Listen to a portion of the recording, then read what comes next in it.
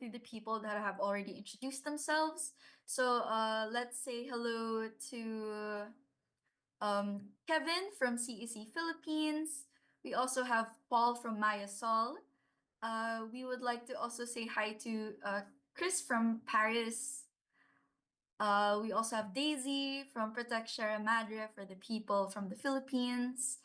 We have Hello. another Paul coming in from Manila. And we have Billy from Australia. We have Dennis from the Environmental Right Action or ERA from the Port Harcourt, Nigeria.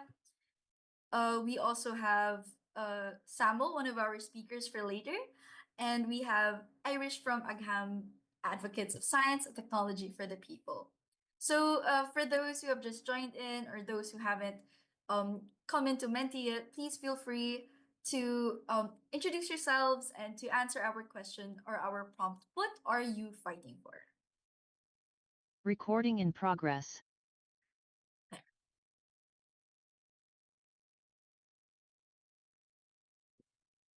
Maybe if people are having trouble with using Menti, you could also type in your answers in the Zoom chat box just in case that you guys are having trouble. But if you Kuya, can't, please sila? do. Sila?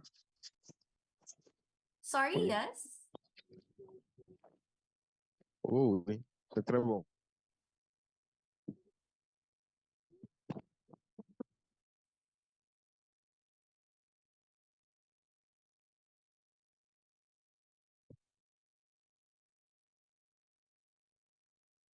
Maybe we can ask our tech to refresh. There we go.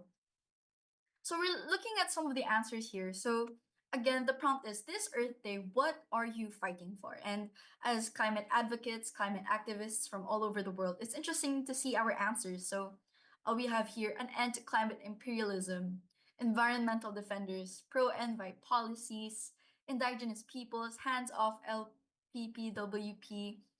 We are fighting for ancestral lands. We are fighting for the right to resist. I love that one. We're also fighting, of course, for our farmers and fisher folks, especially the people who are at the very forefront of the climate crisis. We're fighting, of course, for climate justice, and we're fighting for urgent climate action. So these are such beautiful, beautiful words and answers. If you guys feel free to just keep adding in the future as we go through the event. Yeah. So um most of the answers or majority of the answers are happening to be climate justice, of course, which is so important, and it is pretty much the backbone of what we're going to be talking about today. But we also have here, human rights. We're fighting against reclamation. We're fighting for communities of Manila Bay. Again, we're fighting in general for the communities that are affected by the impacts of imperialism, colonialism on our countries and communities. So thank you so much for these answers. Feel free again to keep typing in. You can also type them into the Zoom chat box if needed. But yeah, so as I mentioned earlier, the backbone of our discussion today would be about climate justice, and it's very inspiring and motivating to see exactly why we are gathered here today and what we all continue to fight for. And as we all know, the global environmental crisis is getting worse at a very alarming rate. And it's inseparable from the exploitative dynamics of monopoly capitalism and imperialism. Driven by the pursuit of super profits, imperialist powers extract the resources from us, from the global south, leaving behind ecological devastation and displaced communities. But it's also very important for us to know that this destruction is not incidental. It is a deliberate strategy tied to a very long history of colonialism, which is sustained today through neocolonial domination, militarism, and corporate greed. And as this crisis intensifies, it is the most marginalized people, people like peasants, indigenous peoples, workers, and women who are suffering the most. Yet they are also at the forefront of our fight against the climate crisis. In response to this global emergency and the urgent need for systemic change, and in commemoration, of course, of Earth Day, we bring you On Environment and Liberation, a webinar that seeks to highlight the different stories of struggles all around the world and connect them to a broader anti imperialist framework for environmental liberation. So, our event for today has four main objectives. First is, of course, to analyze how monopoly capitalism drives environmental destruction through resource extraction and exploitation, especially in the global south. Next is to examine how militarism and fascism enforce imperialist control over resources, how they suppress resistance, and exacerbate environment degradation. Next is to showcase the grassroots movements resisting imperialist plunder and advancing struggles for environmental justice and liberation.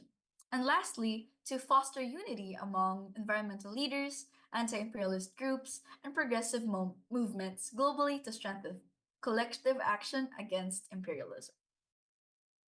So, this event is brought to you by our organizers People's Rising for Climate Justice, Oil Watch Southeast Asia, Asia Pacific Network of Environmental Defenders, and the Commission on Environment and Climate Justice of ILPS 19. So, today we have a lot of in store for you with topics that dive deep into the roots of the environmental and climate crises and tackle things such as the imperialist plunder of environment and natural resources, which gives us a historical perspective on the colonial exploitation that has led to contemporary neo-colonial plunder. Next is fascism and militarism as tools of plunder, where we will be diving into how militarized state apparatuses are being used to secure the interests of imperialist states in resource-rich regions. And most importantly, people's resistance, where our guests will be sharing their own stories of resistance from various parts of the world, as well as discuss different strategies that are needed to build a united front against imperialism. These discussions will then be followed by an open forum where you or our participants may connect and ask our panel your questions, which will be followed lastly by a synthesis of the discussion and, of course, our closing remarks.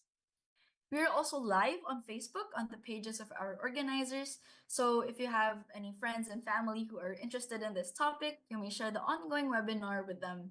And this webinar is also being recorded to be uploaded later on our YouTube channel.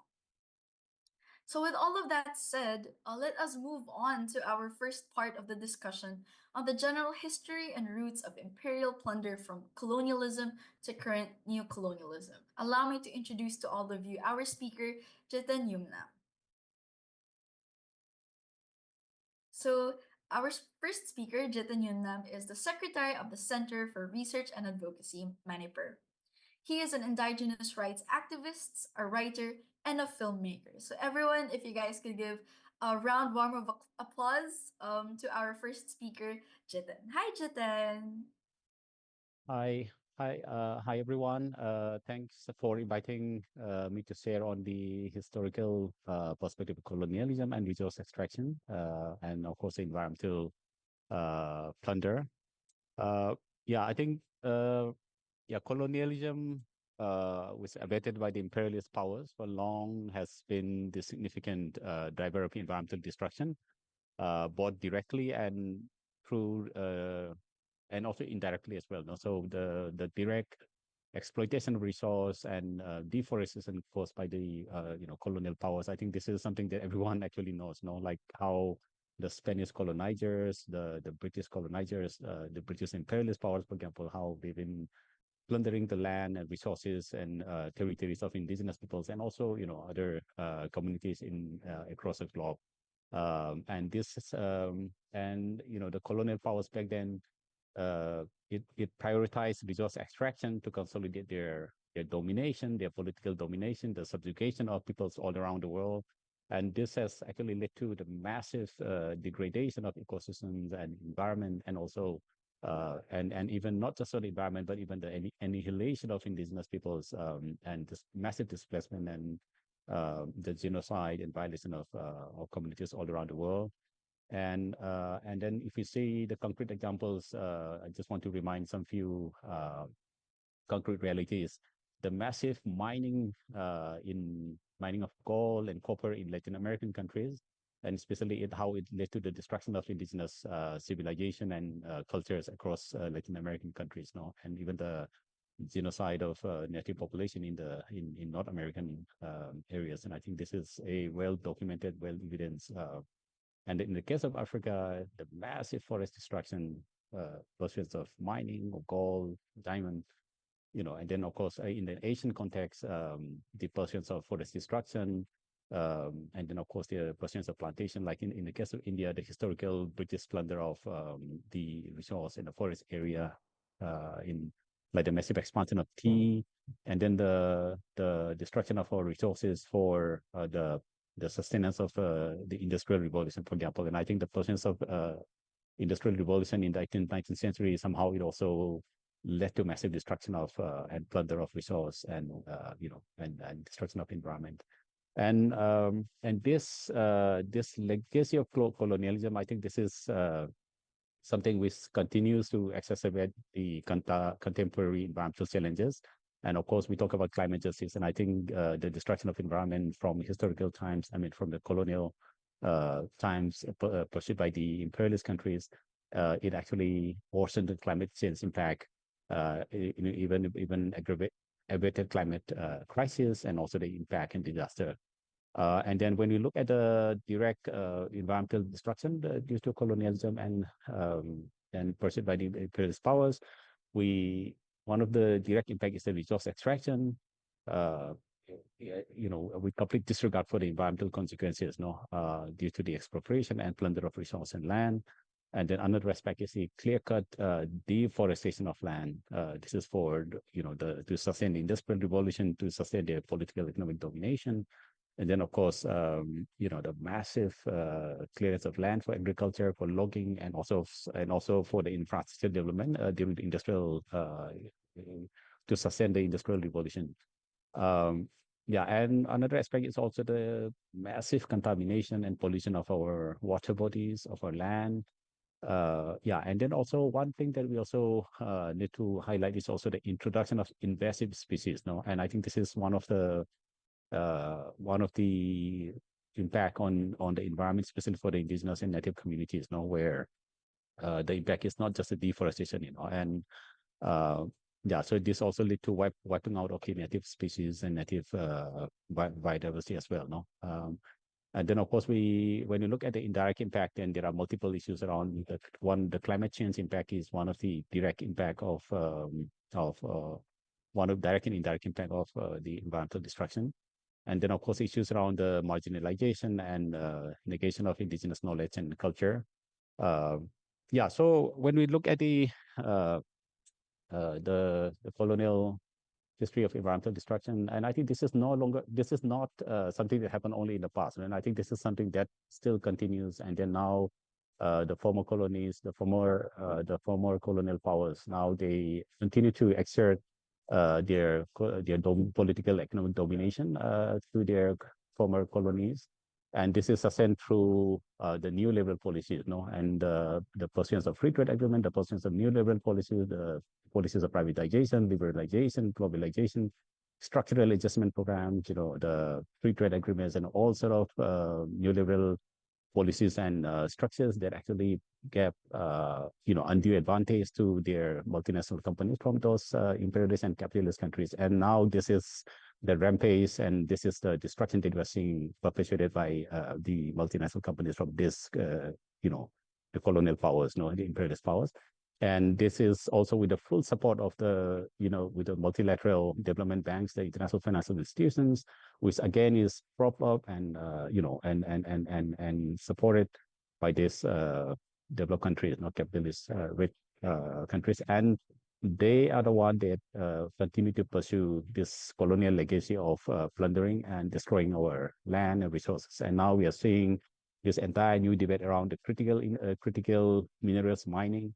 And I think this is not just about mining, but now we are seeing an increased stepping up of oil exploration, or pursuing promoting this monocultivation, palm oil, soya bean plantation. And I think this is ravaging all over the world, And now, like even in South Asia, even in our local context in the Himalayan region, we are seeing an increase aggressive push for large-scale hydropower projects, in pretext of combating climate change, mega plantations, palm oil, rubber, you name any monocultivation that's been pursued, again, in the pretext of promoting solving climate crisis. And in the first place, by destroying our land and environment, you create this climate crisis. And now, in the pretext of solving climate crisis, they're more unsustainable and more destructive, policies and projects guided by the neoliberal policies are again being pursued. So we are seeing stepping up of oil exploration, mining activities,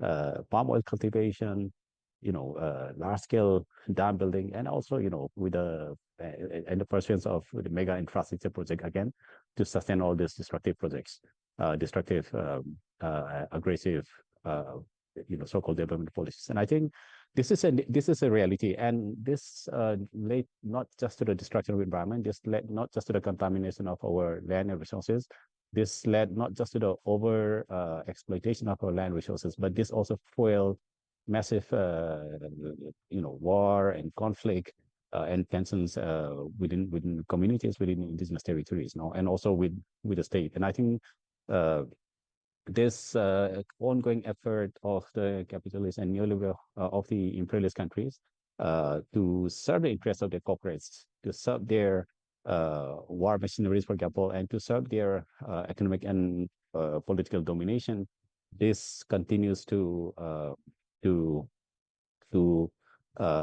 create environmental destruction. This continues to cause massive conflict.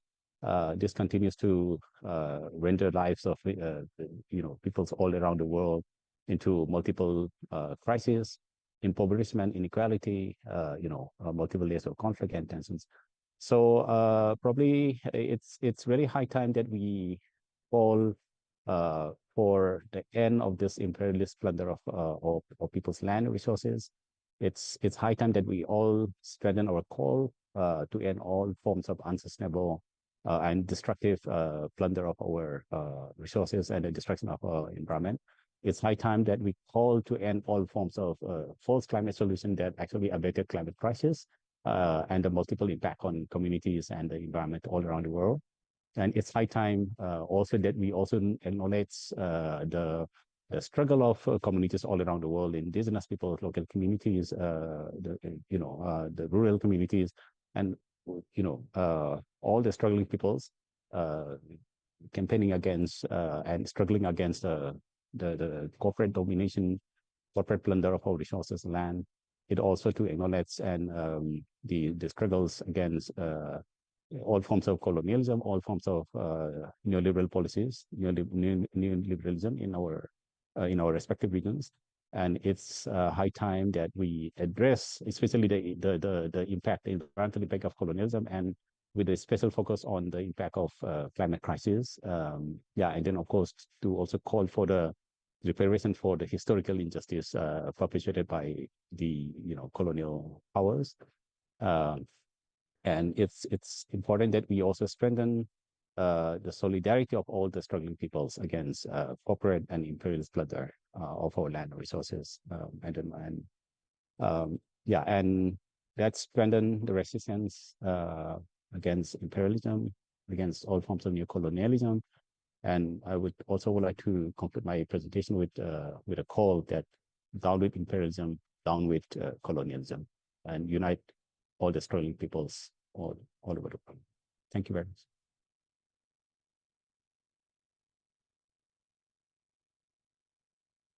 Thank you so much for that succinct and very eye-opening discussion. I love that call at the very end. Down with imperialism, down with colonialism. And I learned a lot from the discussion. One of the main things is how colonial destruction is something that not only has stopped or changed, but it also has increased, especially in our current times.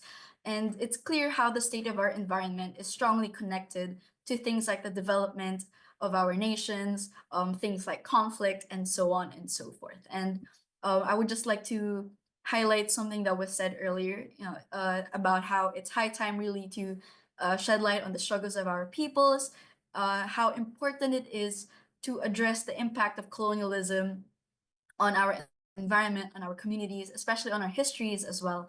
And that solidarity has never been more important than it is now, especially now that we are experiencing such devastating natural disasters, or especially now that we are more and more people are becoming more aware of the climate crisis. So thank you so much for that discussion, Jiten. And um, with that discussion done, I would like to call on our next speaker, who will be tackling the general roots, the trends, and the manifestations of environmental militarism vis-a-vis human rights violations and the militarization in our communities. So everyone, please welcome Leah May Torres. So, Leah May Torres is part of the Secretariat of the Asia Pacific Network of Environmental Defenders, and she is also the Executive Director of the Center for Environmental Concerns Philippines. Hello, the floor is now yours. Thank you. Can you see the presentation? Yes, it's clear. Is it on presenter view? Wait. Sorry. Yeah. There you go. That better? There, that's better. Okay, thank you. So, good day to everyone. And first of all, advanced Happy Earth Day, which is happening tomorrow. So this continuing commemoration of the Earth Day is actually a continuing challenge for all of us to address the climate crisis, as well as its root, which is imperialism, and militarism, which is related to it. So I would like to highlight just the 4 main points in my presentation. And the first one is that imperialism is the root of the climate crisis. The climate change we are experiencing is a result of human activities, but historically, it is the industrialized nations and the fossil fuel-based corporations that have the greatest greenhouse gas emissions. Advanced capitalist countries have historically built their wealth on the backs of colonial plunder, industrial pollution, and fossil fuel extraction. Much of it is outsourced from the global south or its colonies or neo-colonies. This mode of production treats nature and human labor as cheap inputs for endless profit. The world's wealthiest countries, just 12% of the global population, are responsible for 50% of all the historical carbon emissions.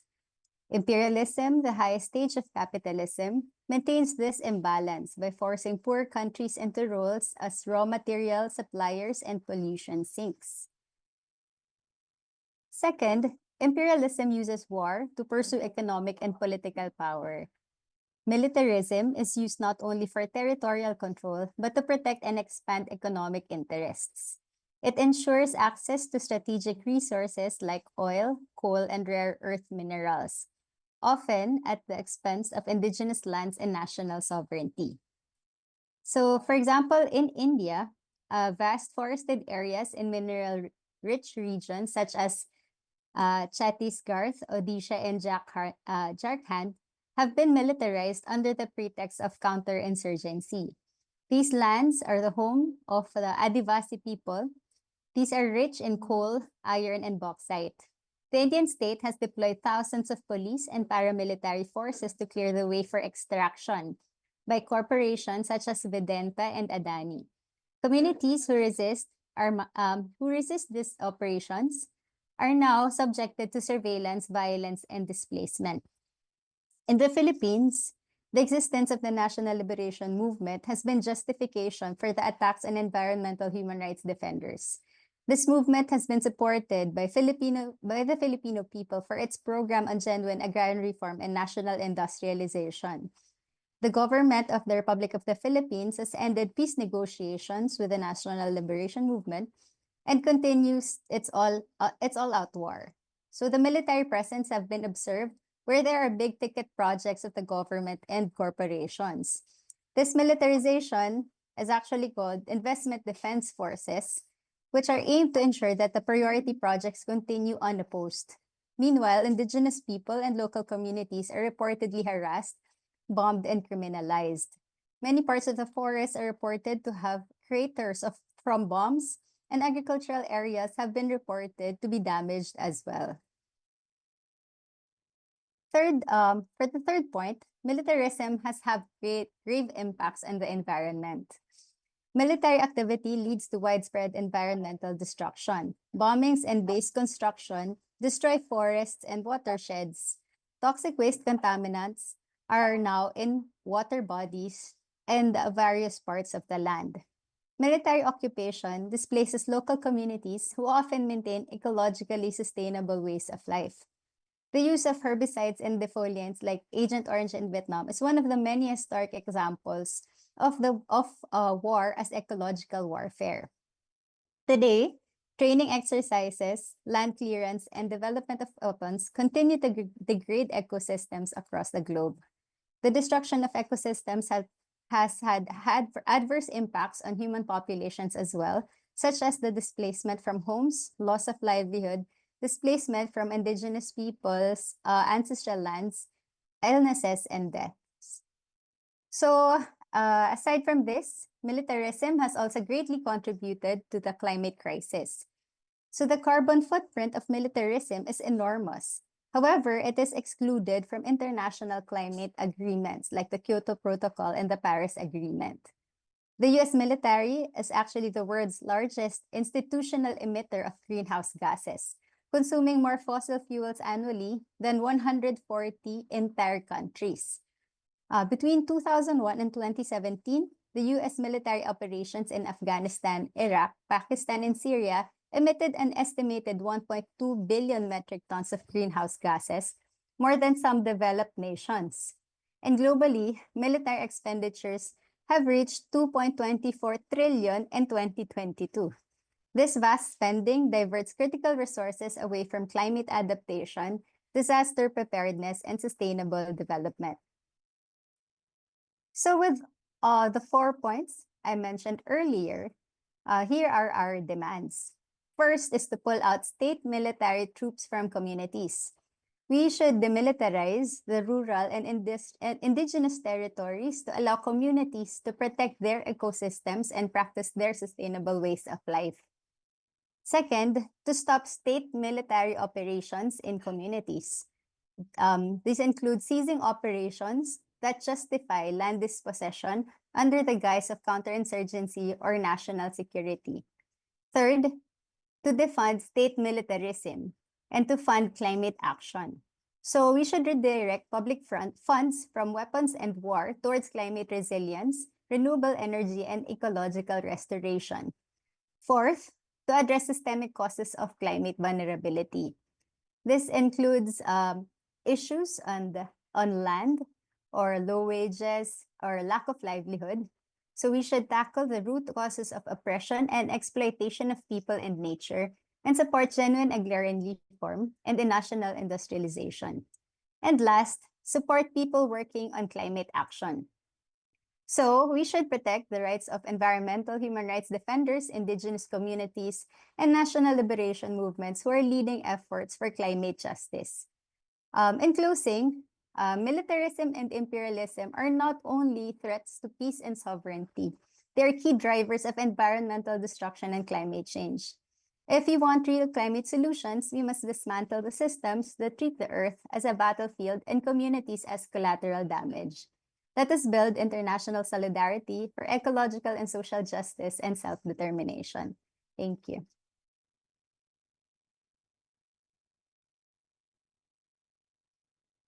Thank you so much for that, Ms. Leah. So, the 4 points that were mentioned earlier, these are points that we see, and not just in the Philippines, but definitely in all of the countries that have been affected by colonialism and imperialism.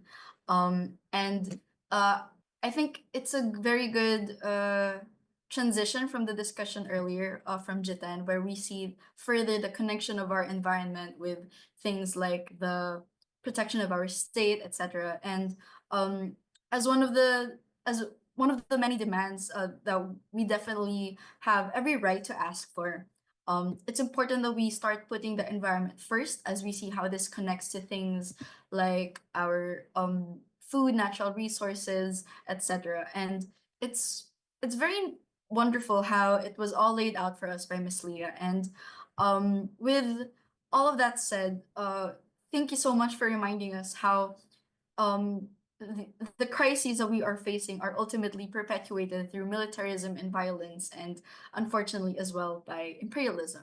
And um, we have a lot of very supportive fans here on our chat box, so please feel free to keep doing so. And now that we have gotten a very good understanding of the environmental challenges that we are all facing, we will now be hearing how communities around the world are coming together to resist and overcome. So, to open this new part of our event, I would like to first call on Samuel Womsiwar to share insights from West Papua. Hi, so just to give the introduction, so Sam Womsiwar is the Secretary General of Gerakan Pembebasan Rakyat Papua, or Gempar Papua, or the Liberation People's Movement Papua. The organization advocates for the rights of indigenous peoples and environmental protection in Papua, while also championing the right to self-determination and liberation. So, hello, Sam. The floor is now yours. Hello, Aaron. Thank you for your times. Thank you for the speakers. I mean, Jitan and Leah also, because you already make it easy to understand about what happened in West Papua. Yeah, as the moderator said, that I'm Samuel from West Papua. I will try to explain about what happened in West Papua. I already prepared some presentation about the West Papua situations. Okay. Yeah, let me. Yes, West Papua is not an empty lane. Yeah, it is our slogan how to stand and fight back the imperialism and colonial system in West Papua, or our islands. Sometimes the people, especially in the Asia or Southeast Asia, they didn't know where is the Papua. So I will try to explain. This is the map of our islands. The West Papua currently under control by the Indonesia regime. So yeah, we are fighting for our liberation movement. This is the history about our islands, that the first time Indonesia came to our island is 1961, and legally to put under Indonesian in 1969 through the fake referendum. It's called the egg-free choice. As you know that before 1963, Netherlands is occupied our islands, but after the political situation, Indonesia already came to our island and occupied our islands. And the second one is the story after that referendum. Indonesia came to our island since 1970 until now. Our islands be controlled by the military regimes. What? Because we have a big mining. I will explain more after this section. Yeah, it is explain about the critical facts in West Papua. We have right rates, mortality, serious human rights violation, genocide, slow genocide, ecocide, and full killings, military operation to reason to protect the investment. I will explain also in the next slide. We have also a Freeport gold mining. It's the big gold mining after gold mining in South Africa and then in West Papua. So that's why they need our islands. So it is the imperialism system to still control our islands. And then since 2 years ago, Indonesia also have a national strategy project. They have a target to grab 2 million hectares. I will explain also in the next slide. And then since 2018 until now, we have an internal displacement almost 80,000 people. Why? Because the Indonesia already sent the troops and the some regency already be the part of the military zone because they need our natural resources. It is the map will explain about the all of the natural resources in our islands. If you see, the blue one is the minings, and the gold one is the gold also. And the brown one, you can see the map that is explain about the environmental, the rainforest I mean. So all of our islands already be the target of the company and imperialism system, not only for USA as I mentioned, but also from the Russia, China's, and also South Korea and others countries still came to our islands. They uh, got the permit from the Indonesian government. Yeah, it is also explained about the land concession map in Papua and West Papua province. I mean, it's the west side of the island is the West Papua province, and the east side is the Papua province. But for your information, also currently Indonesia already they already met 6 provinces to control our islands. You can see the maps that the west side, they already have a 115 permit. It's about the minings, and the green one, it's 41 permit to natural forest. It's almost 8 million hectares also.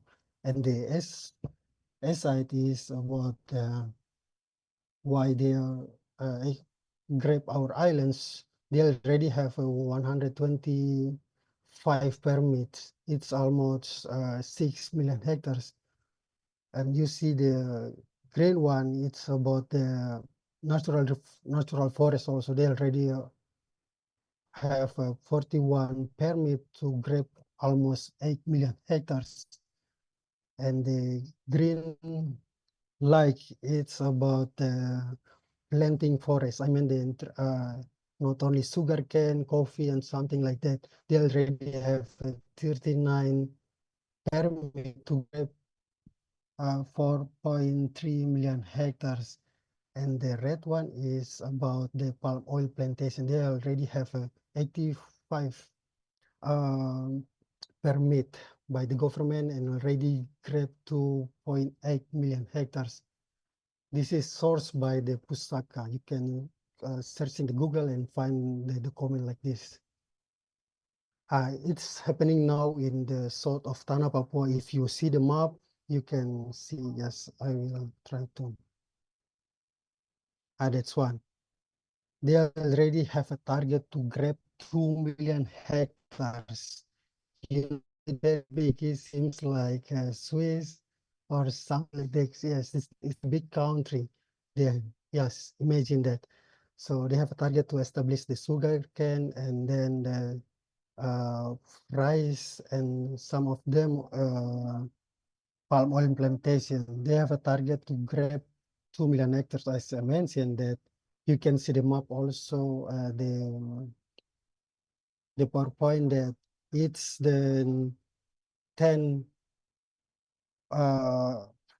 project by the government. They already give the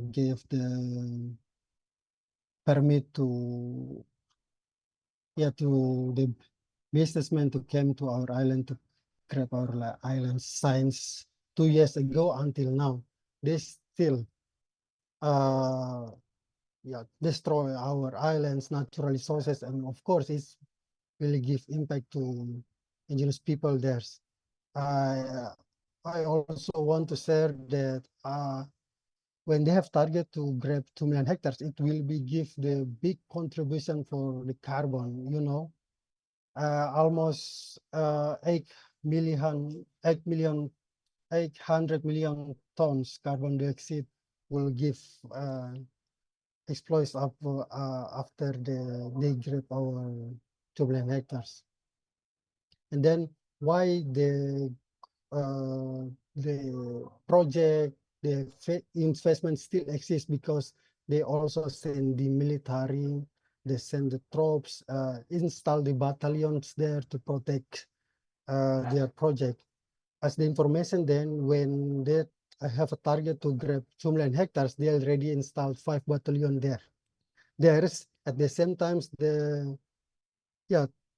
give a terror intimidation to indigenous people. There's almost 15,000 indigenous people there already with the impact for the investment activities. For your information also, the project from some of them from China, Singapore, Malaysia, and also South Korea. Yes, all of this situations, some indigenous people also try to against back the imperialism system or investment activities in our islands. If you see the presentation, all of the gun is explain about the currently 9 regency already be the military zone. So indigenous people also take the gun and fight back. So what happened to indigenous people there, especially for the women and children, they already be the bad impact for the tragedy, because as the information that until now we have almost 80,000 internal displacements since 2018 until now. So you can imagine that, because there is no other option to protect our islands. Some of indigenous people take a gun and fight back to protect our islands. Why? Sorry. Why West Papua Island is important, as the information that we have big natural resources, natural, I mean, after Congo and Amazon, so Papua Island is important also because we have, big forests. We give the big contribution for the climate stability. So it is also the impact after they grab our islands. At the same times, they also send the transmigration to our islands. For us, transmigration seems like the national settler colonialism, because currently Indonesia have almost 275 million people. At the same times, West Papua only have 2.1 million people. You can imagine that. So every day they came to our islands, because imperialism system can exist also when they use the racisms. They said to our indigenous people that you are lazy, you are dirty, you are stupid, or something like that. So they always send the transmigration from outside to come to West Papua to, some of Indonesian people also looking for the opportunity to, livelihood. So we understand, we know about the situation, but we fight also for the imperialism systems. There is no freedoms. There is no freedom space in West Papua. Civic space, there is no. It's happened currently in West Papua. So why? You can see what we need, what we do. Some of indigenous people already try to explain, to describe, to explain about their situation. They went to the Supreme Court, but there is no justice from them. So, and also what the impact for the land grabbings of imperialism system who grab our islands. Some of the Papua, especially for the lowlands, already be sinking. 1 or 2 meters already sinking. So yeah, you can imagine it will give effect to indigenous people who stay in the lowlands. So what we need to do, the second one is please support our struggle to independence, because there is no other way to save, to protect our own land. Only liberation and self-determination can, can save our people, our nature, our future also. There is no better way to save our islands. Yes, and the second one, we always campaigns to Indonesia government and also, of course, the imperialism system to stop their company to, because it really it already gives the bad impact for our indigenous peoples. And the next one is, we also invite all of you to stand solidarity with us to amplify the humanitarian problem in West Papua. Put pressure to Indonesia government to open access the international fact funding and independent journalists to enter West Papua. Because, you know, as my presentation before we have a hidden war. Nobody know. The Indonesia they doesn't care about that. We have internal displacement, but Indonesia government still doesn't care. So we need to stand together with us. Yeah, the next one is, if you have a link with the UN, we need to, United Nations might take care of the internal displacement on refugees in West Papua, because as you know that some of internal displacement, especially for Regency, Pegunungan Bintang, already went to Papua New Guinea, because there is no hoping if they still stay in their homelands. If you have a country who give the training for TNE polling, I mean the military and corps, please campaign to stop the training. Stop training them, because it seems like you training them and then kill my people in West Papua. So if you have a government linking with them, please campaign about that also. The last one is, I think the indigenous people, the other people will fight against the same system, same enemy. We have to stand together to fight back the imperialism in militarism systems. Yeah, I think that's all. Sorry, because sometimes I have a problem with English. Thank you so much, everyone.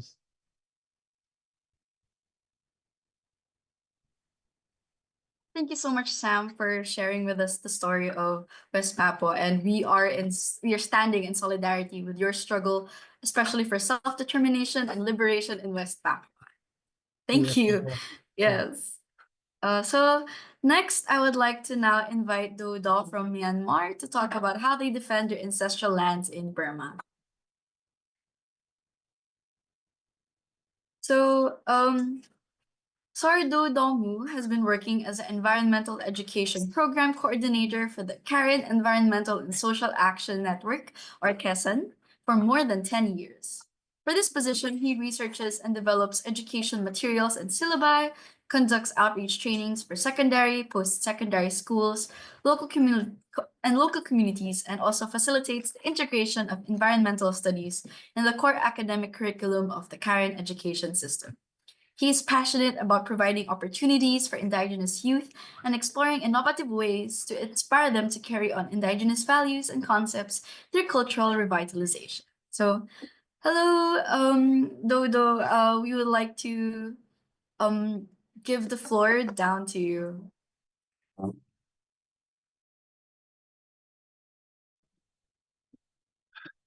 Yes, Hillary is a greeting from my indigenous language, and good afternoon, everyone. and it's honored to be here to share with you about our struggle to defend our ancestral territories and then for our futures. Thank you to the organization I-Watch, South Asia, that invited me to speak on behalf of my organization, the Grand Environmental and Social Action Network, and then to represent my Indigenous Korean community from Kotuli or Burma. I also have a PowerPoint slide that I'd like to share with you.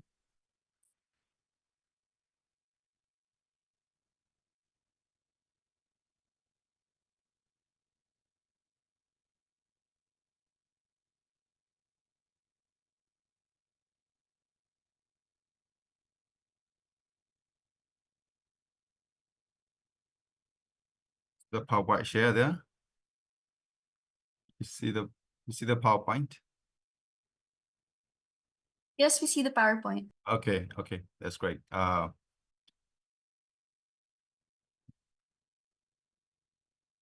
to control it?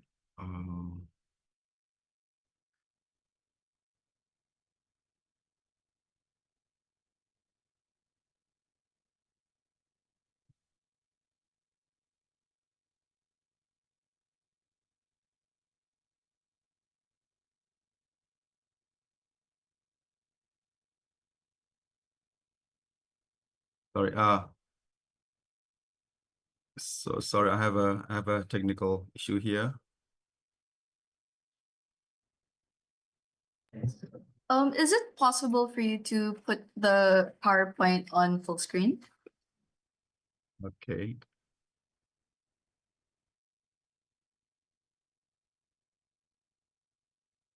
Is it okay? Can you full screen the whole presentation? Mhm.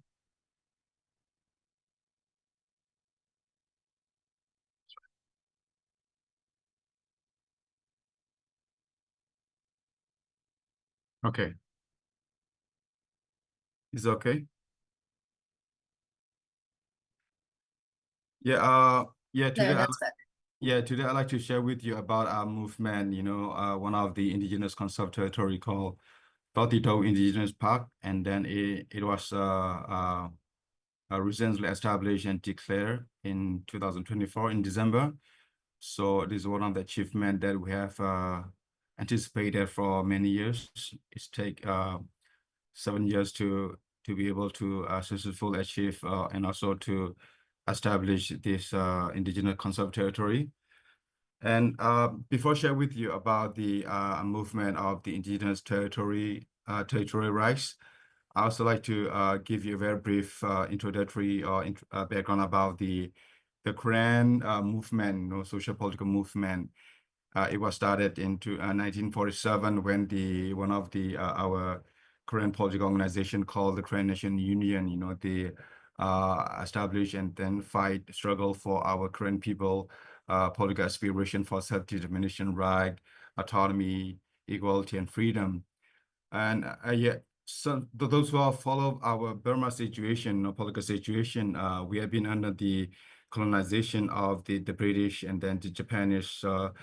And before the Burma, the country gained her independence from the British government in 1948, and since then, a year before that, about a year before the independence, our movement, our political movement started in 1947.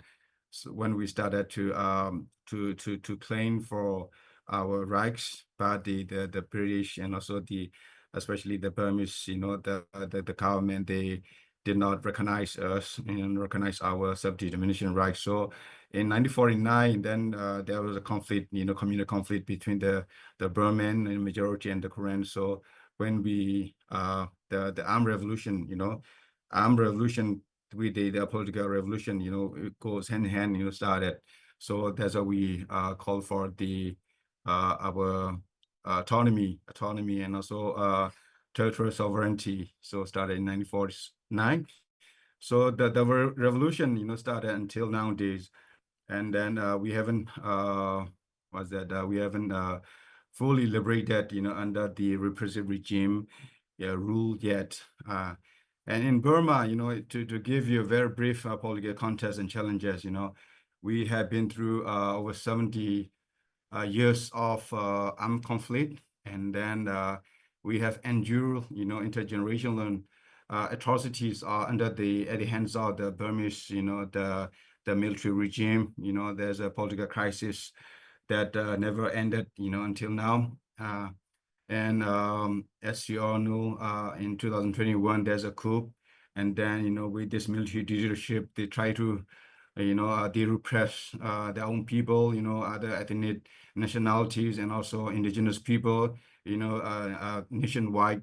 So apart from the state violence that we experience, as indigenous and ethnic nationality, we also face the discriminatory policies against us, against our customary land, our rights, our culture. So this is a very a struggle for our indigenous people, to fight for our land rights, our cultural rights, for our livelihood. And in our territories, as you know, we have it's a rich in natural resources. The landscape itself is rich in natural resources, so it's easily targeted by the crony, the capitalists, the corporate, entities working with the military, try to come into our area, try to exploit our resources, build dam, doing the agribusiness, mining, logging, construction. This all destructive activity can be, we can see that in our territories. So in order to fight against that, we have to struggle, and we have to stand by ourselves, with our own people, with our own, political organizations. Not only the political violence or the political repression that we experienced for over 70 years, as indigenous people in our territory, we are also very vulnerable to the natural disaster and climate change. So climate change or climate crisis is another issue that we face in our situation in our territory. So we have faced forced displacement. We also have faced the humanitarian crisis under this repressive regime. So this is the very brief, political context that I like to share with you before moving to this. Share with you about this initiative about the Indigenous Grand Territory, Conserved Territory. And as I said, in 2024, in December and December 11, exactly, we established or declare another Indigenous park in Kodule that we call our motherland, apart from the Solon Peace Park that established in 2018. So in the face of the war, displacement, armed conflict, but we take this bold initiative and then declare to the world that we as indigenous people, is a response to the armed conflict, is a response to the natural resource exploitation at the hands of the repressive regime. So we have the capacity, to govern ourselves. This is part of the very self-governance basics and very fundamental to practice our rights to freedom and also justice and equality. And also it is the very radical democracy that we put into practice, where we, as a governance, we try to bring indigenous community to this governance structural system that we, collectively govern, protect, and take care of, steward our natural resources and environment. So as you can see here, this is newly established, and then there's a ways to go to a lot of things need to be done. But I'm very positive, and then very optimistic that with the collective, effort and then a struggle, we will be able to achieve our vision to have to live in to have a peaceful life, to govern ourselves in this indigenous territory.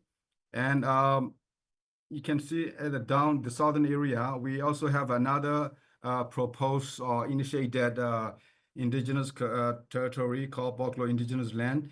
It is we are in the process of drafting the charter, having numbers of the community consultation, and then demarcating our customary lands, community forests, and which we aim to officially declare that in 2026. But that's the aim, the goal of of the vision of declaring this indigenous territory in another southern area of Burma. So for the governance, of this territory, is important that we need to highlight the charter or constitution, is based on, is governed or directed guided by the charter. And then our charter, we have 5 basic components, very interrelated. The first one is space and territory. Is a space where we indigenous people can build our social relation, social cohesion and institution, and is a territory where we can take the sanctuary at the face and not in the face of the military repressions, war, displacement. And then it's based on free and FPIC. It is the indigenous decision-making process. It is anti-capitalism, imperialism. It is anti-military, and it is based on our customary land core practice, regulations, and management system. Yeah. And in this is a very brief, give you overview of the indigenous territory, which sorry, it's not 10, it's supposed to be 11.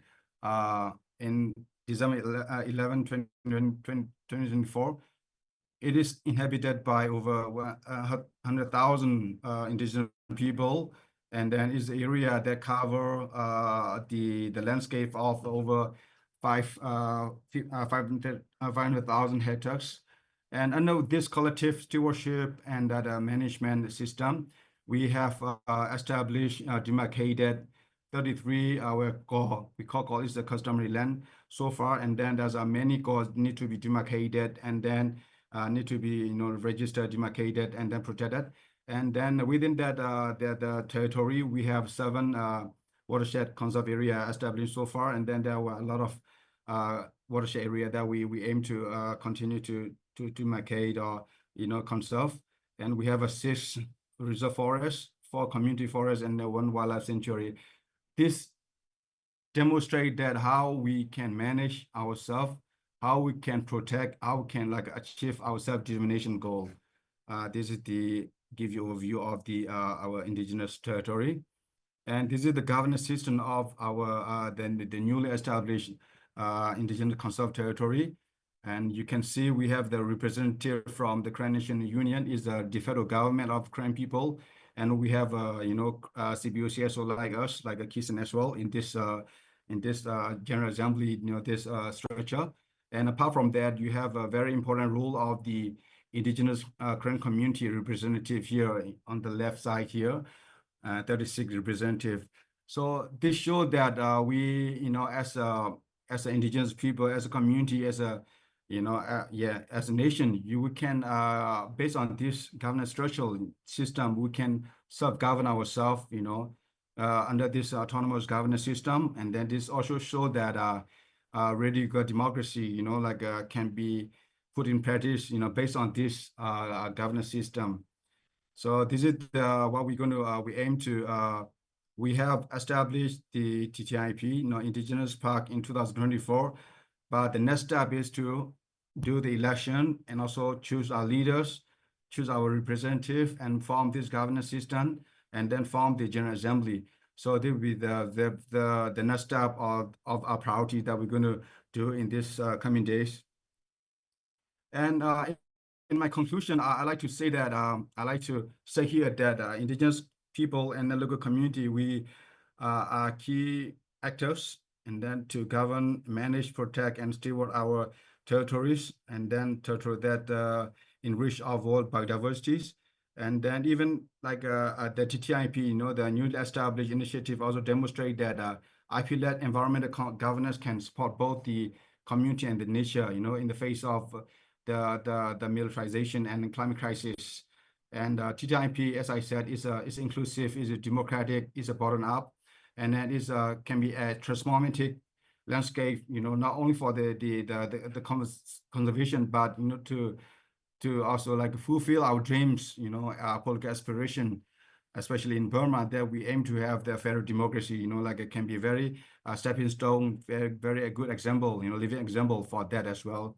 And the end of military dictatorship is our ultimate goal. So a conclusion that I like to say here is that we fight until the end of this military regime. You know, we're not talking about only the regime change, but we're talking about the system change, because the regime is, you know, they have many friends in like a corporate, you know, entities. They have a capitalist, you know, like and also the imperialist, you know, like many like economic and political, you know, like friends that try to sustain their leadership, their legitimacy. You know, we this is, but it's also important that, you know, like we should work together as a, you know, as a international, like to show international solidarity. And then finally, I like to highlight here is that our people, you know, even though like we have endured, you know, like we have endured, faced the over 70 years of the state violations, you know, atrocities and at the hands of the Burmese regime. But we will keep fighting till we achieve our goal of territorial rights, not just for us, but for just and peaceful and equitable and sustainable world that we build a better future. Yeah, that'll be my conclusion for this presentation. And thank you so much. And then if you have any question, just we talk. Thank you. Thank you so much, Doido, for sharing about the Tautito Indigenous Park, which is a very inspiring model for Indigenous peoples and defenders all around the world. So next, we will now be hearing from Maxwell Evenunia from Togo.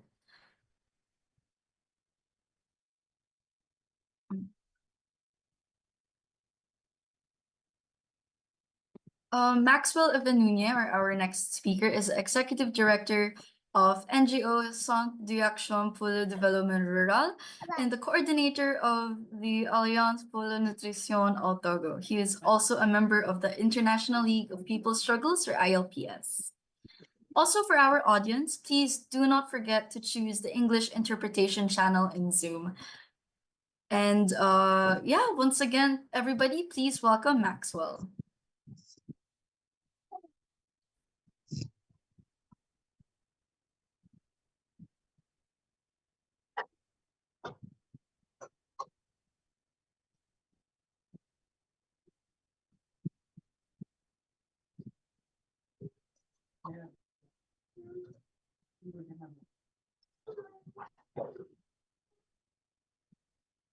Maxwell, are you ready for your presentation?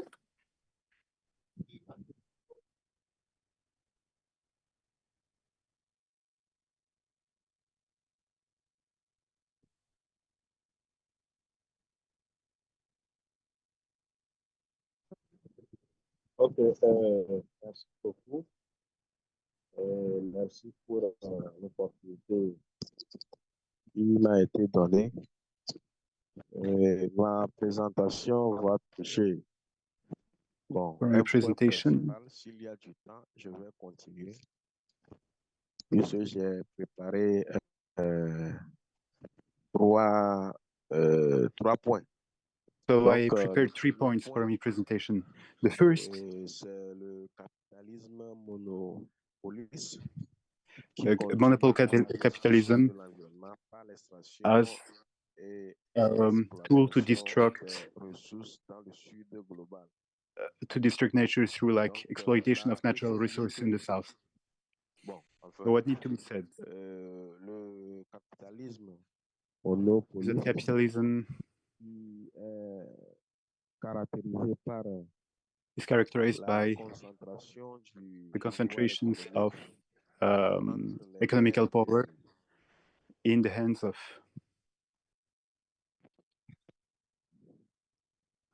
C'est bon? Yeah, we can hear you. Ok, merci beaucoup. Donc, je disais que le capitalisme monopoliste, So monopoly capitalism is characterized by la concentration du pouvoir the économique concentration of economical power les mains de grandes in the hands of. joue un rôle central dans la destruction Attends, là on t'entend pas du de tout, camarade. l'environnement. C'est compliqué de t'entendre, la camarade. Ce phénomène s'inscrit aussi dans une logique d'accumulation Maxwell, on t'entend pas du tout. par la surexploitation. Ah bon, c'est bon? C'est bon? Ok, d'accord.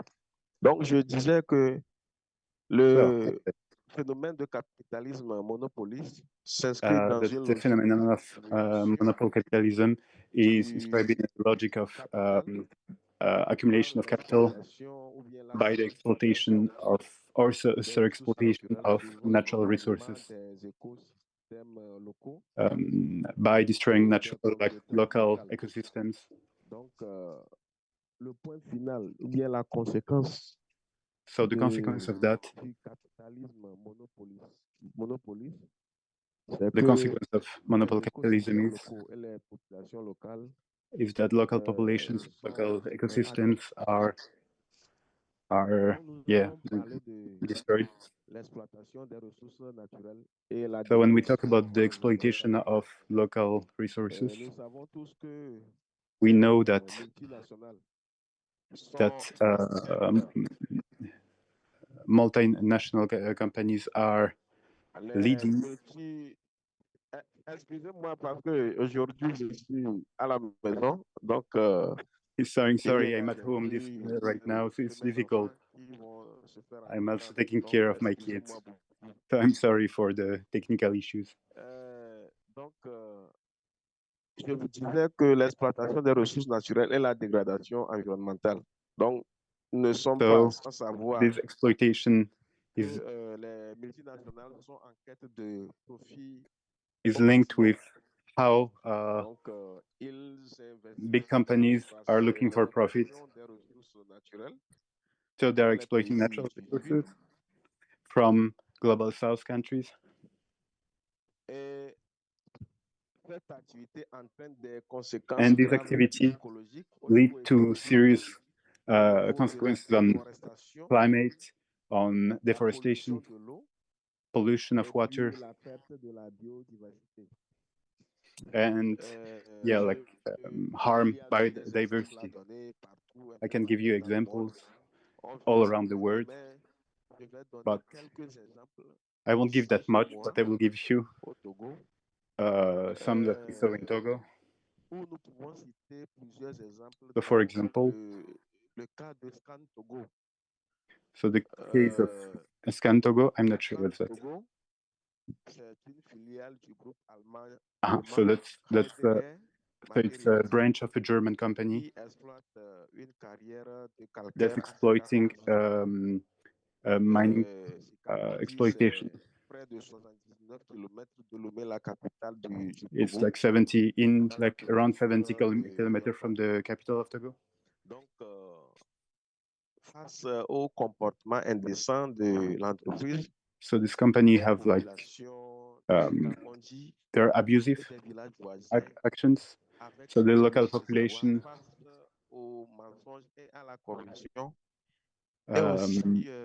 have reacted against the corruption and the lies of the company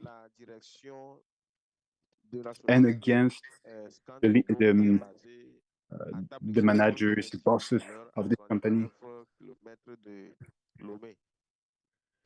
Il faut dire que les conditions dans lesquelles les because the terres conditions ont été arrachées under which like les cultures des populations yeah locales they ont stole été land détruites. and like the way that was stolen, the way that was exploited Dans le cadre de was horrible, terrible. l'exploitation, And so this ont exploitation favorisé à ce que l'affaire soit transmise à la justice togolaise.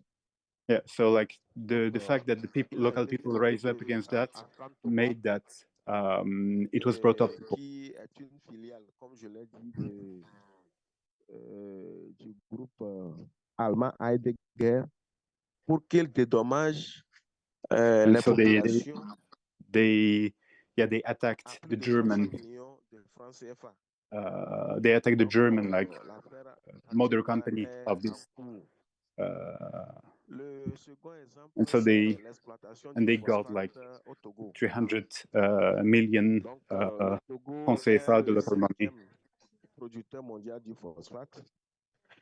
So also he's giving another example about a commencé the exploitation of phosphate. 1961, juste après les indépendances du And Togo. this exploitation started in 1975, so right after the independence of Togo. La zone de production du phosphate, The area where it's being exploited, à Rangote, programmé à une cinquantaine de kilomètres de Lomé, la capitale. so this area is around 50 kilometers from the capital. Plusieurs problèmes sociaux. And this exploitation leads to different social issues and affects the local population. L'exploitation du First, the exploitation of phosphate lead to pollution of air, water, and the soil. Because the activities, the mining activities,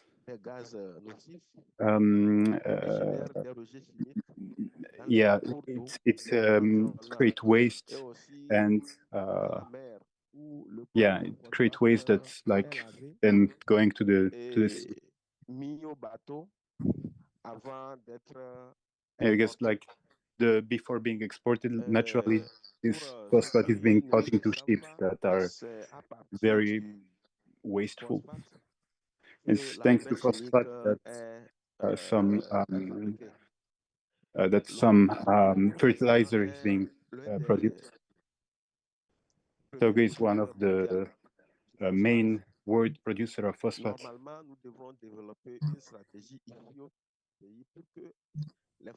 So we should have like a strategy so that it's not being exported directly, but that it could be transformed locally.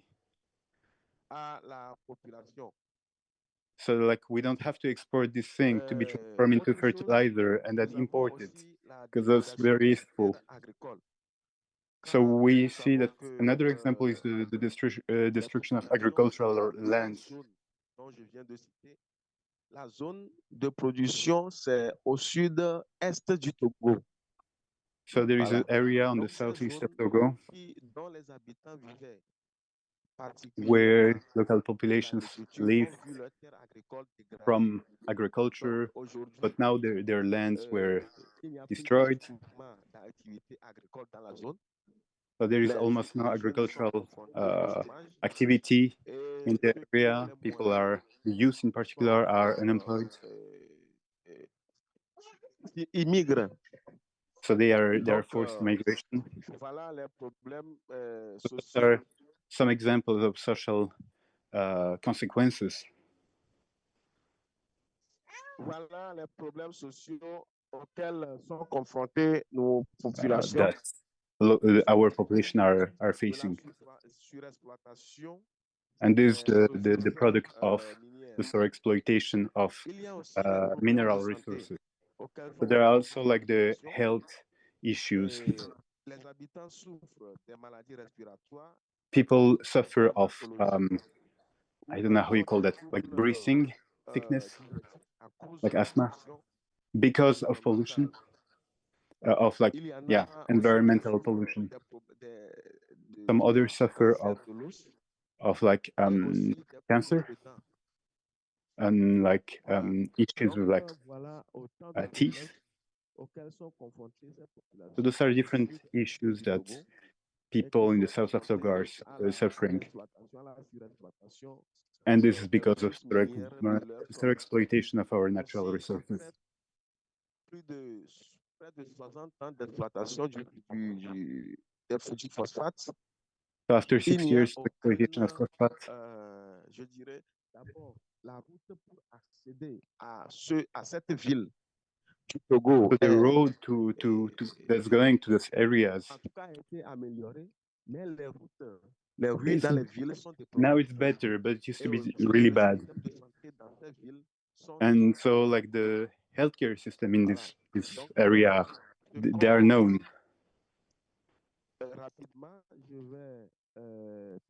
So quickly, I will end. As a perspective to struggle, we plan, we would like to have the exploitation of those resources, but with very strict natural like laws and a permanent dialogue with the mining companies. We want to put in place programs to like grow new forests that were destroyed by them. We plan to have as perspective investments into like healthcare, education, and finally, we want a politic of promotion, of transparency, of like all profit being made out of phosphates and other mineral resources of Togo. So that's kind of the consequences and what we want, the consequences of monopoly capitalism that our local population are suffering of. I have different other examples, but I will stop here. But if there are questions, I will be glad to answer to them. Thank you very much.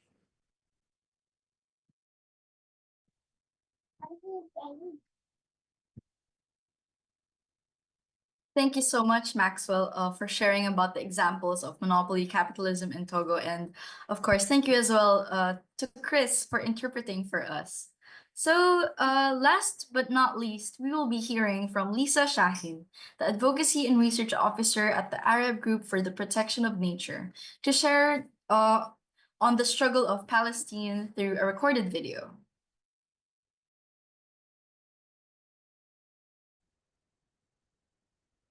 Hello, everyone. My name is Lisa Shaheen. I'm the Research and Advocacy Officer at the Arab Group for the Protection of Nature, and I'm very happy to be with you here today. They told the world that it was a land without a people for a people without a land. Hello, everyone. My name is Lisa Shaheen. I'm the Research and Advocacy Officer at the Arab Group for the Protection of Nature, and I'm very happy to be with you here today. They told the world that it was a land without a people for a people without a land. Ironically, they also claimed that Palestinians had neglected the land, that it was barren, underdeveloped, waiting to be made fruitful by others. But these myths constructed to justify erasure and occupation. Palestine was and remains a land deeply rooted in its people, a land of terraces carved by hand, of ancient irrigation systems, of olives harvested through generations. Hello, everyone. My name is Lisa Shaheen. I'm the Research and Advocacy Officer at the Arab Group for the Protection of Nature, and I'm very happy to be with you here today. They told the world that it was a land without a people for a people without a land. Ironically, they also claimed that Palestinians had neglected the land, that it was barren, underdeveloped, waiting to be made fruitful by others. But these myths constructed to justify erasure and occupation. Palestine was and remains a land deeply rooted in its people, a land of terraces carved by hand, of ancient irrigation systems, of olives harvested through generations, a land cultivated season after season despite colonization and displacement. For over 75 years, settler colonialism and military occupation have worked not only to dispossess Palestinians of their homes and fields, but to sever their relationship with the land itself, uprooting trees by the millions, seizing control of water resources, contaminating soil, fragmenting the landscape with walls and checkpoints. This is ecocide, a violence that aims not only to claim land, but to erase the ecological memory of a people. But Palestine is not only a story of destruction.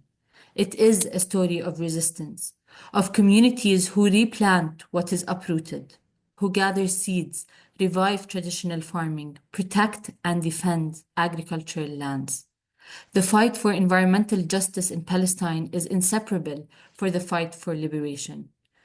And like all Palestinians, the Arab Group for the Protection of Nature itself was born out of this very battle as a green resistance movement founded by a Palestinian uprooted from her homeland, Razan Zaitar.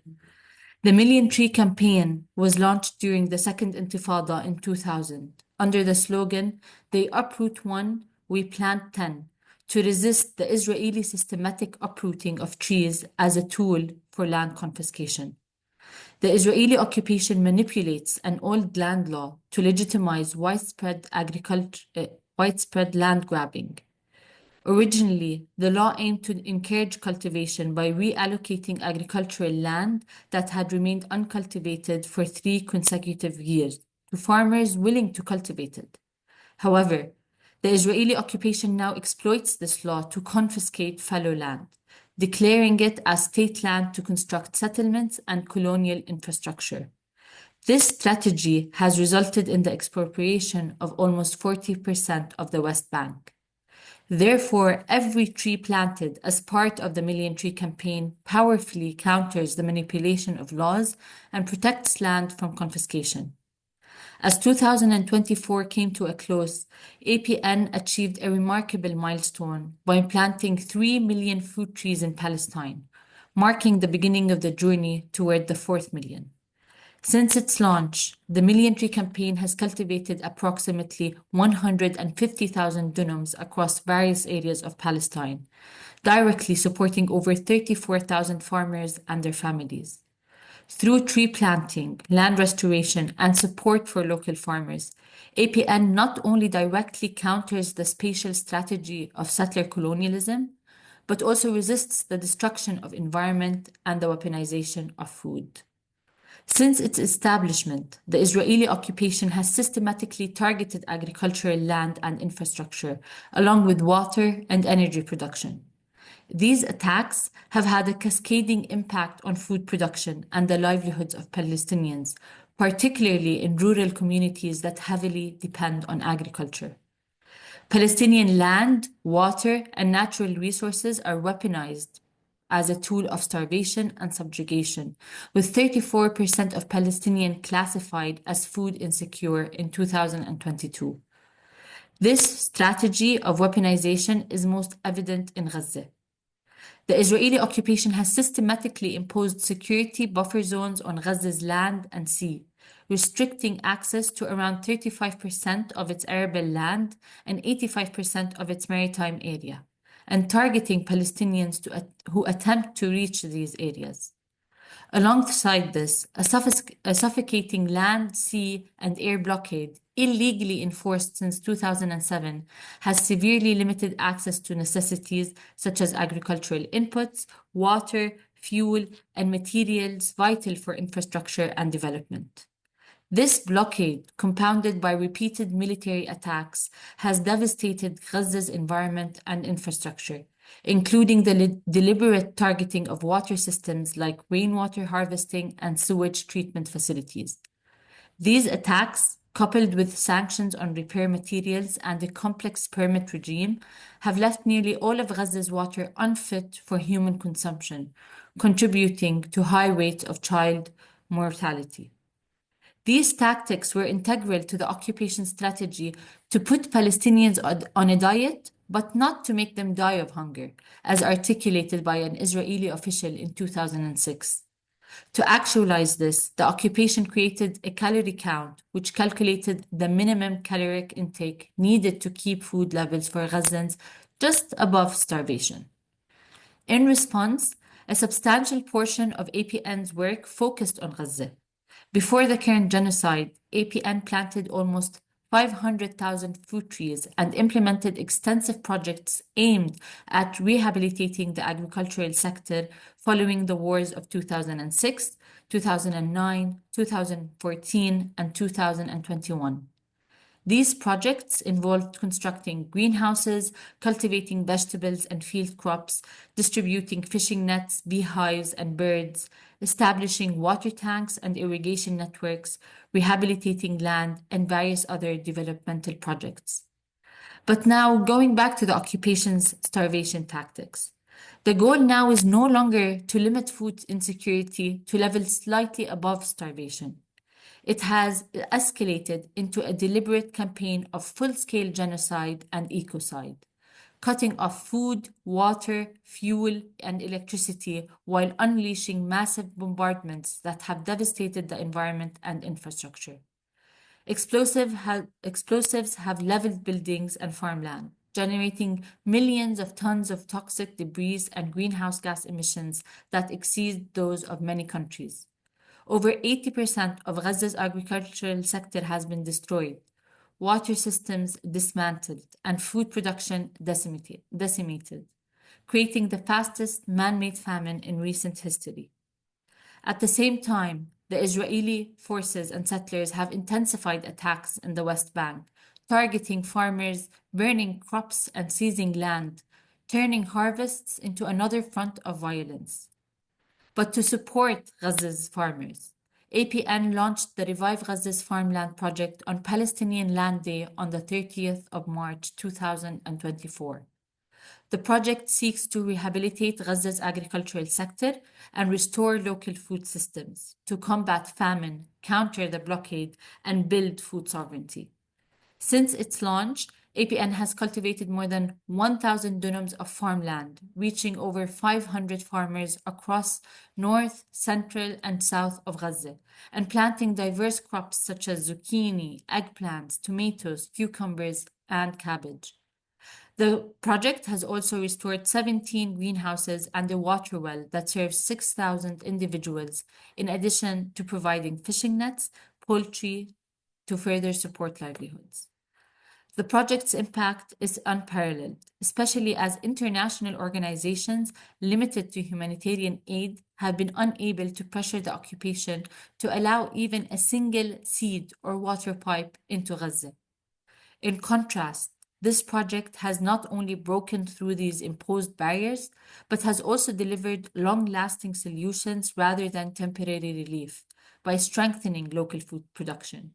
It has contributed to reduce produce prices in markets significantly inflated since the onset of the war, while ensuring access to food for thousands of besieged families.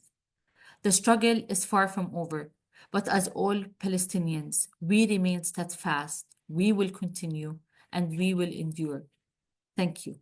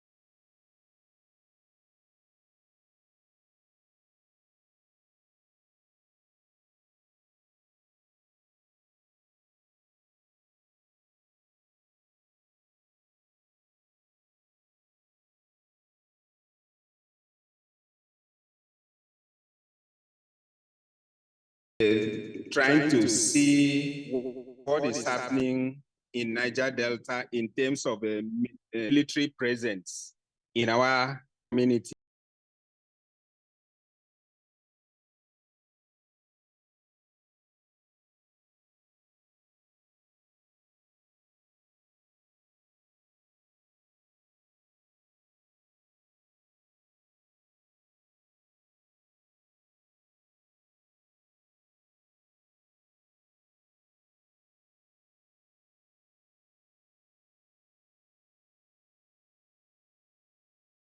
Are they to extort the community?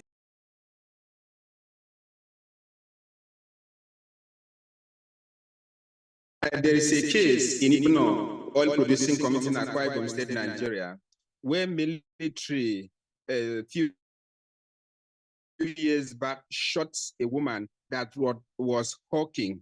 She was hawking, marketing what her products, but a straight bullet went and killed her, and nobody did anything. The government, the military did not do anything to that effect, leaving the burden to the family. It happens everywhere in the Niger Delta. So how do we go about it? Thank you. I'm not sure if this only applies to me, but it was kind of choppy earlier. Is it okay if you could repeat your question for our panelists? Okay, I was just talking about the military presence in Niger, saying that the movements of cannot move freely within the communities. And the stations of the military presence are just there to extort the communities. They collected monies from even the commercial vehicles that passes there on daily basis. They pay heavily. Some, maybe there's a specific time that they may say that anybody cannot come access their homes maybe a little bit at night, that you can't even get back to your community any longer. I also said that there was a case a few years back where one of the military shot a woman who was walking her markets around the streets, and a straight bullet killed her instantly, and nobody catered for the children. They left, and the military and even the government do not do anything. So I'm asking, what do we do? How do we overcome all these challenges in the Niger Delta region of Nigeria? Thank you so much Am I for that question. Yes, yes, communicating? yes. Yes. That was good. Thank you so much. So now, let's try to call on our panelists. Anyone who would like to answer that question?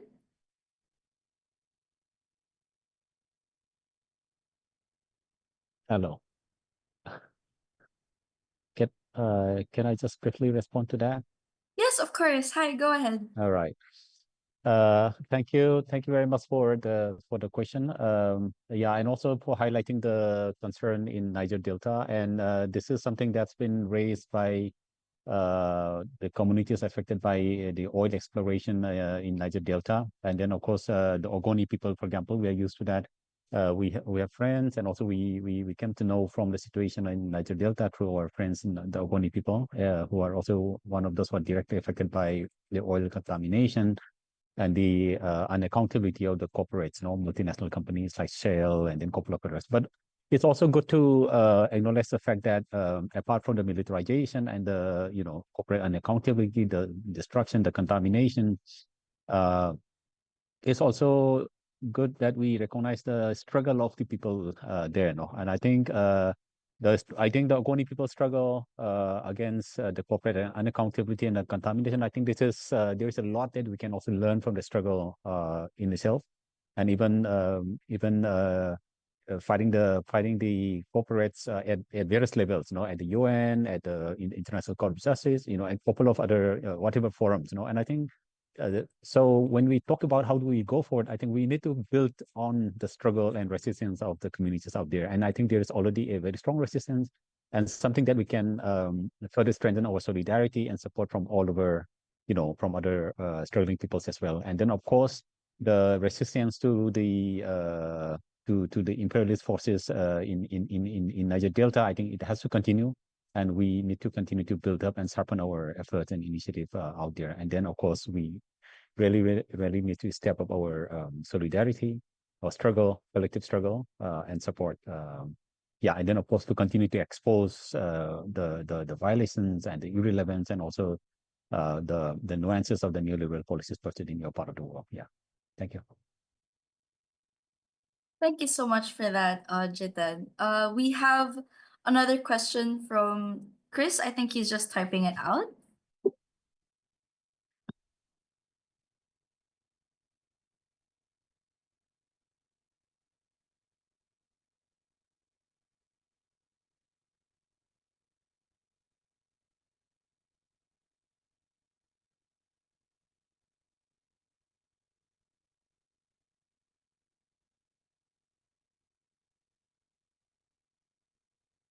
While waiting for Chris, I would just like to acknowledge the answer of Jitan earlier.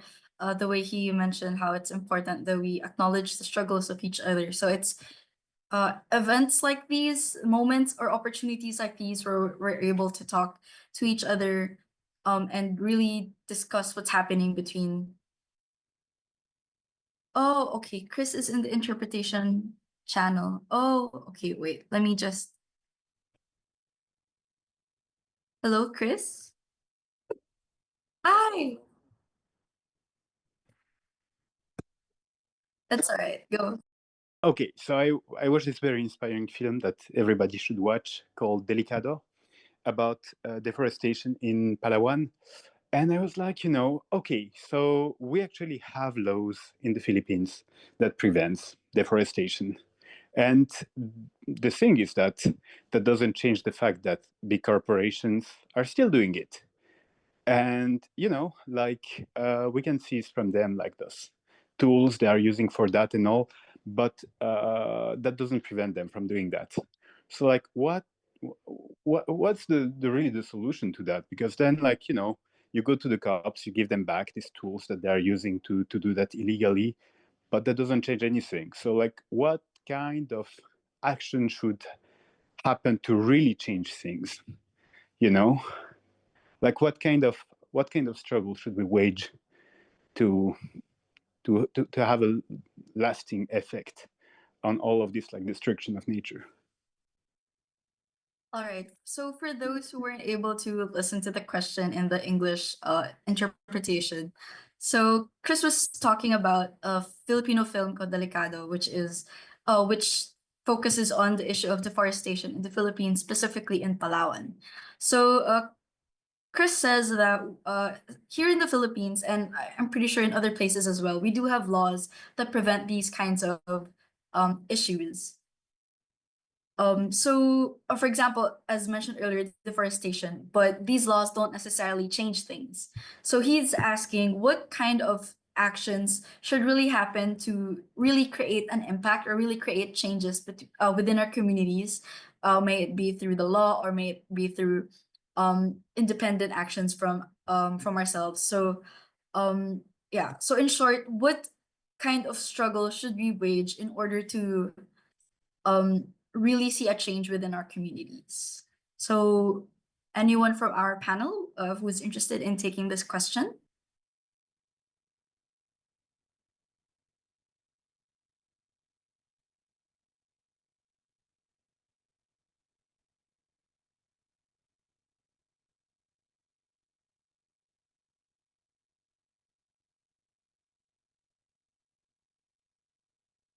Anyone? Maybe we can call on, I'm trying to see which of our speakers are still here.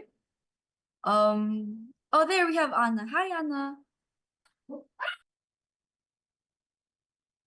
Hello.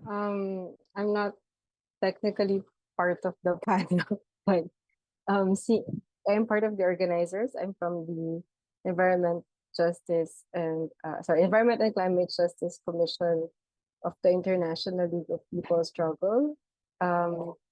We are an anti-imperialist league, and since our panel is maybe shy, maybe I can just say very quickly to Chris that in the case of a lot of struggles, be it in Burma, as you have seen, and in West Papua, and even in Togo and Palestine, I think what is has been proven historically to be an effective means to truly enact meaningful change is through the waging of armed struggles, because these are the types of struggles which radically change the exploitative systems that are dominant in a lot of neo colonies and developing countries. I'm not mincing words because there are other forms of struggles like legal struggles, changing the laws, meta-legal, such as collective ownership of lands, strikes, picket lines. But as has been proven through history, the only way that large-scale change happens is through the armed struggle being led by the most exploited, meaning the working class, the farmers, those who are most exploited under the current system. All right, thank you so much for that, Anna. So unfortunately, because of the time constraint, we only have time for 2 questions. But please don't fret if you guys have any further questions, anything you would like to ask. Please feel free to direct your questions to any of the speakers or organizers. You can try to email them, and our organizers will do their best to answer them for you. So, thank you so much for the lovely questions that we received, and thank you for our panelists and for Anna for answering. And while we have you here, Anna, we actually will be coming up to the final part of our program. So allow me to call on Anna once again from the ILPS Commission 19 for the synthesis and closing of our discussions today. Hello again. So, comrades, friends, and fellow defenders of life and land, today we have exposed the brutal machinery of imperialism that fuels environmental destruction, militarism, and the theft of our futures. Our discussions revealed that the global environmental crisis is not a natural disaster, but a direct result of imperialist plunder, militarism, and the relentless drive of monopoly capitalism for superprofits. As Jiten has earlier recounted, this system of exploitation began with the violent seizure of lands and resources of colonialism and continues today under neocolonialism, where transnational corporations, international finance institutions, and imperialist states collude to control minerals, forests, and waters through economic coercion and outright force. Leah reminded us that militarism is both the enforcer and the shield of this plunder. The world's wealthiest countries, responsible for half of all historical emissions, use their armies to control territories, suppress dissent, and guarantee the flow of resources to the imperial centers. Military activities such as base construction, exercises, and bombings devastate ecosystems, poison our waters, and displace our communities. Environmental defenders are targeted, criminalized, and killed, while national liberation movements are branded by the states as security threats. Corona's account of West Papua is a stark example of neocolonial exploitation and militarism. Right after Indonesia's annexation under a fraudulent referendum, militarization protected the corporate interests of companies like Freeport-McMoran, who are salivating over West Papua's rich forest and mineral resources. This in turn has resulted in genocide, ecocide, and mass displacement from their ancestral lands. In Burma, as Dodod has described, the Karen people have faced decades of war as the military junta and foreign investors ravaged their lands for dams and agribusinesses, forcing communities into armed resistance and the creation of indigenous peoples-led conservation, like the Southie Tauoo Indigenous Park. As Corona has said earlier, only liberation and self-determination can save our lands. Maxwell's testimony reflects the harsh reality that monopoly capitalism and exploitation have brought pollution, displacement, and hardship, especially to Togo's people, making their struggle for justice and sovereignty urgent and necessary. Phosphate mining in Togo, being done by both state-owned and German companies, has a long history of land grabs, corruption, and abusive practices against the local population. Communities have repeatedly resisted these injustices, organizing both local corruption against both local corruption and the foreign parent companies, and at times winning significant compensation. In Palestine, as Lisa movingly recounted, settler colonialism and military occupation have uprooted millions of trees and weaponized land, water, and food to subjugate an entire people. Yet Palestinians resist by replanting, reviving traditional farming, and building food sovereignty through campaigns like They Uproot One, We Plant 10, while also forging forward with their armed resistance against settler colonial rule. What unites all these struggles, from West Papua to Burma, Togo, and even Niger Delta, to Palestine, is the recognition that ecocide is not accidental, but engineered by imperialism to maintain control and profit. Imperialist powers resort to wars of aggression and environmental destruction because their dominance depends on violence. But as our speakers have shown, the people's resistance is growing. Indigenous communities, farmers, and grassroots movements are not only defending their lands, they are building new systems rooted in justice, self-determination, and genuine sustainability. The fight for the environment is inseparable from the fight for liberation. Just wars of the people, such as struggles for freedom, land, and dignity, are not only justified, but necessary for ecological and social justice. Our task is clear. We must strengthen, support, and unite these movements, for only through collective resistance can we break the chains of imperialist plunder and secure a future where people and planet are truly free. As Jitin reminded us, down with imperialism, down with neocolonialism. And, might I add, the people united will never be defeated. Thank you so much. Thank you so much for that very wonderful synthesis, Anna. And now, lastly, before we let all of you guys go, we would like to invite everyone to a quick photo op with our guests. So, for those who are able to, please open your cameras and give us your biggest smiles. We'll be giving a few moments for everyone to open their cameras if possible.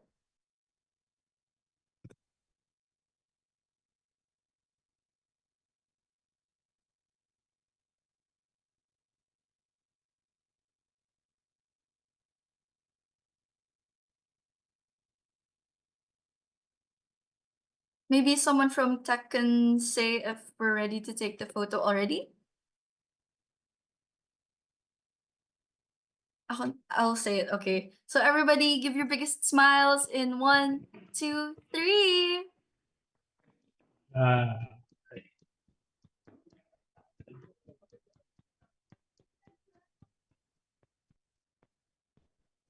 Was that okay? Matthew?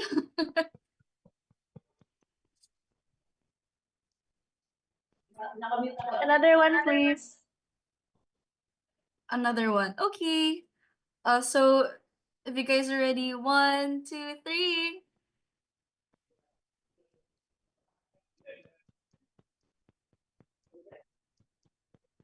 Is that okay? They're good. Thank you. Thank you so much. Thank you. Thank you to our deck, and thank you so much for everyone who joined us here tonight, and for participating and on environment and liberation. So I'm hoping everybody had a meaningful, or will be having a meaningful and active Earth Day tomorrow. And of course, long live international solidarity. Thank you, everyone, and have a great day. Thank you. Thank you. Bye-bye. Bye. Thanks, Thank you, guys. everyone. Bye. Thank you so much.